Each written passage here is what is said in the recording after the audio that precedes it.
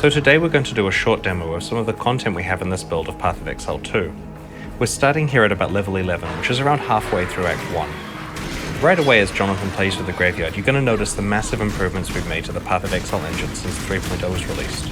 Environments, characters, and items all use physically based rendering, which gives the whole game a realistic look. We have new main character class models with all new animations and completely new item-based types. Most of these have physics for many of the little details, which makes them a lot more awesome.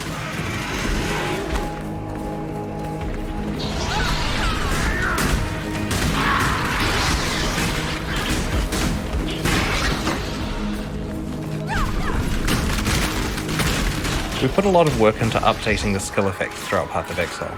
For example, when you fire a split arrow, you really feel the individual arrows because some stick in the walls and others bounce off realistically.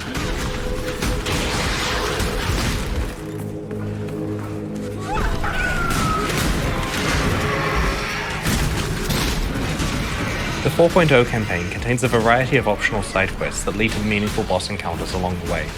Very soon we're going to encounter Lachlan, an NPC who has lost his family.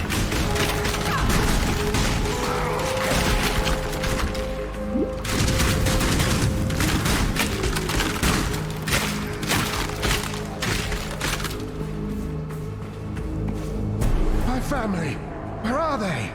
Isabel and the boys were only to be gone for a few minutes, but it has been, I don't even know how long. Hours at least. Days, weeks. What season is it? Stranger, I know we have just met, but I'm so worried about them. Around here, they could have fallen into a sinkhole or been choked by grave dust. Please, could you see to their safety?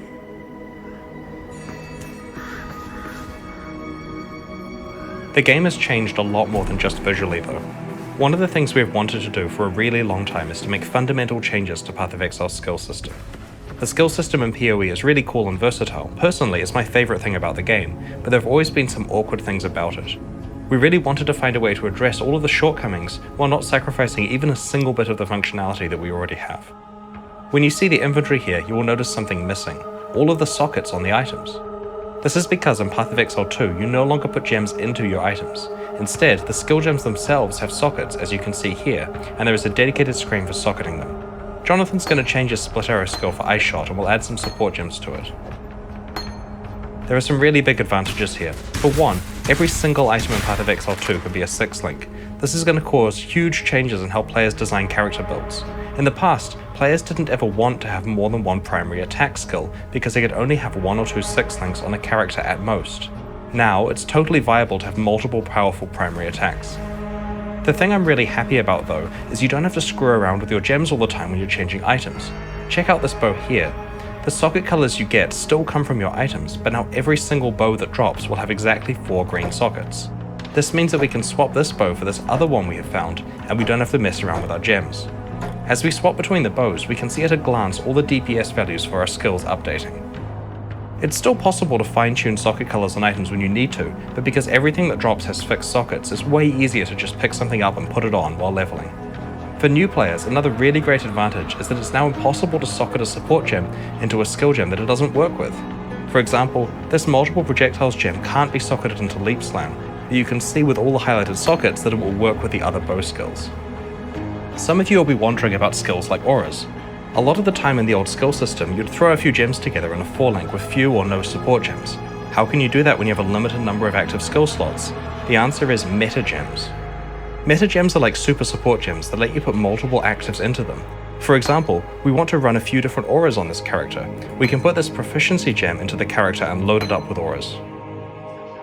It even lets you bind a single key to enable all of the auras at once. Trigger gems like Cast on Crit are also meta gems, so this means you can put an entire Cast on Crit setup into one gem as one of your 8 6-links.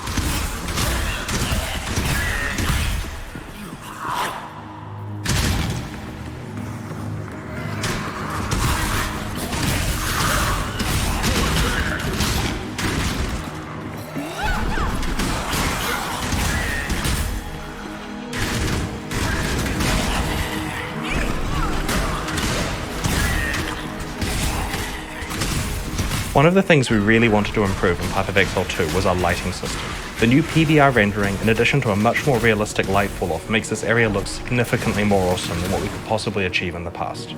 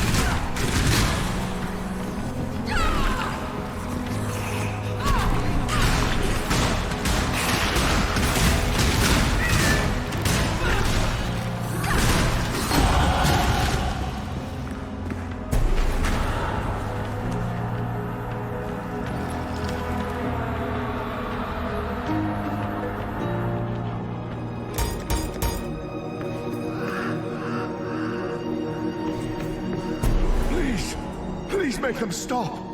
They're whispering. They're screaming. No, don't give in. You're not dead. You're still moving. You're still here.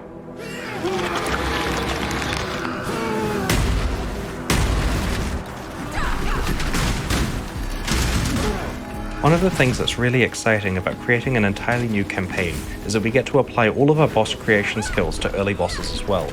The first few acts of Path of Exile 1 have bosses that are some of the earliest content we ever made, and their age is really showing.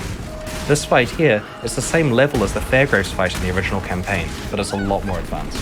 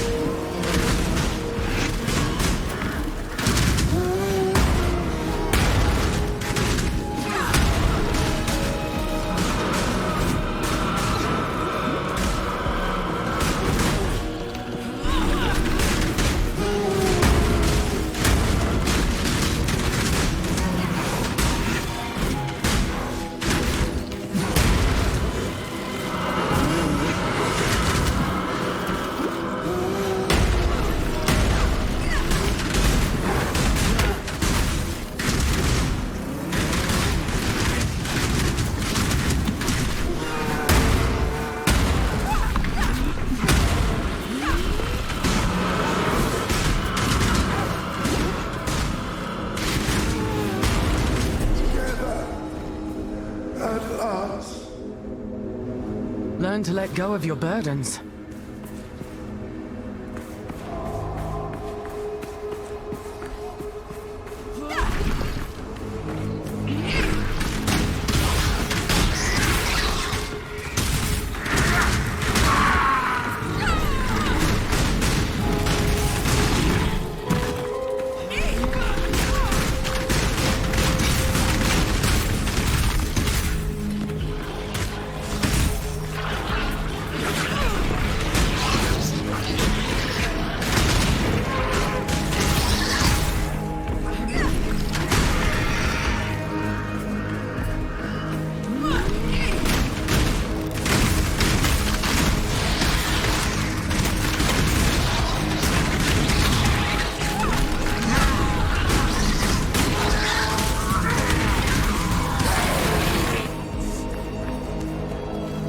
So here we are in the hunting grounds. Now we're going to show you something that players have been requesting for a really long time. In Path of Exile 2, we finally have shapeshifting. Each shapeshift form can use any regular Path of Exile attack that makes sense. Here on the werewolf, we're using leap, slam, and cleave. One of the other things we thought that was really important with shapeshifting is that you could just change back and forth at any time, walking around in the middle of a skill whenever, just hit the button and go.